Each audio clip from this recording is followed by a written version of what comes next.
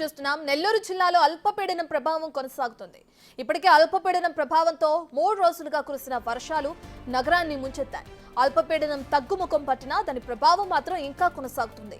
ఇవాళ రేపు కూడా అల్పపీడన ప్రభావం తప్పదని వాతావరణ శాఖ తెలిపింది. దీంతో మరిన్ని భారీ వర్షాలు కురిసే అవకాశం ఉందని హెచ్చరించింది. మరోవైపు నాన్ స్టాప్ వర్షాలతో నెల్లూరు నగరం జలమయమైంది.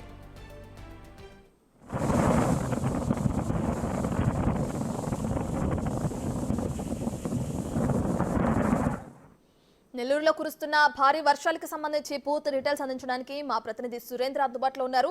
రైట్ సురేంద్ర.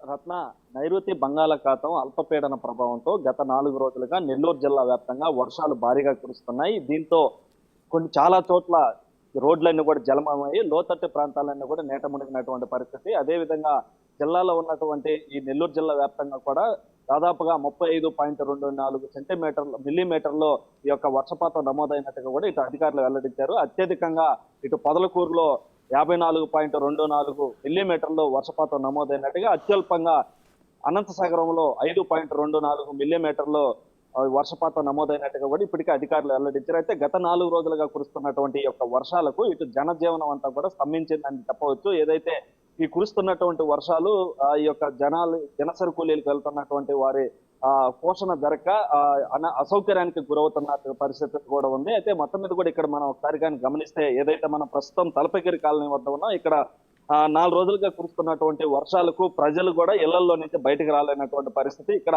చుట్టూ వాటర్ నిలబడిపోయి ఇళ్లలో నుంచి రావాలంటే పెద్దవారు, ఇటు పిల్లలు ఎవరైనా బయటకు రావాలన్నా కానీ ఈ నీళ్ళల్లో రావాలంటే భయపడి ఇటు విష సర్పాలు తిరుగుతున్న నేపథ్యంలో బయటకు రాలేనంత పరిస్థితి మనం ఇక్కడ గమనిస్తా ఉన్నాం. చుట్టూ కూడా వాటర్ నిలబడిపోయినాయి ఇళ్ల మధ్యలో.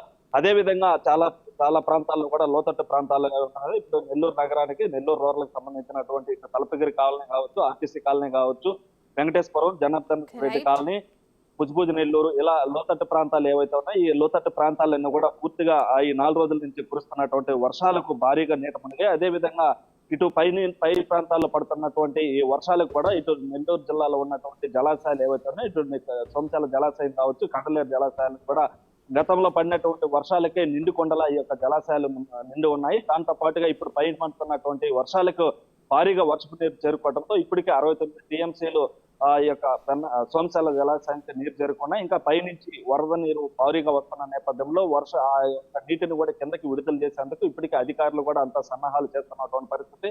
ఈ యొక్క అల్పపీడన ప్రభావం చూపిస్తున్న నెల్లూరు జిల్లా మీద చూపిస్తున్న నేపథ్యంలో ప్రజలంతా కూడా అప్రమత్తంగా ఉండాలని ఇటు అధికారులు కూడా సూచిస్తున్నటువంటి పరిస్థితి ఉంది. అయితే ఇటు మొత్తం మీద కూడా మరో 2 రోజుల పాటు వర్షాలు పడతాయని చెప్పి ఐఎండీ సూచిస్తున్న నేపథ్యంలో అధికారులంతా కూడా అప్రమత్తంగా ఉండి ప్రజలు ఎవరు బయటకు రావద్దని, అవసరమైతే తప్ప వేరే కారణాల వల్ల బయటకు రావద్దని కూడా ఇటు అధికారులు కూడా సూచిస్తున్నటువంటి పరిస్థితి ఉంది.